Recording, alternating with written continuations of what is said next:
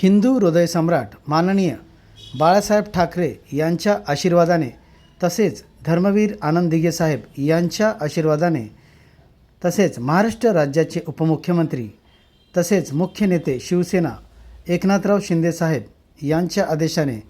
तसेच खासदार डॉक्टर श्रीकांत शिंदे साहेब यांच्या आदेशाने बांधकाम कामगार सेनेचे महाराष्ट्र राज्य प्रमुख प्रीतमसेठ धारिया तसेच मराठवाडा प्रमुख विनोद नेमाडे साहेब यांच्या आदेशाने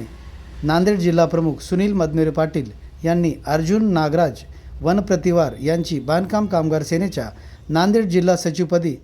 या ठिकाणी त्यांनी नियुक्ती करण्यात आली। यावेळेस देगलूर तालुका प्रमुख बांधकाम कामगार सेना अशोक पांडलवार, बालाजी आर्लेवार, सहसचिव सोनार कामगार संघटना देगलूर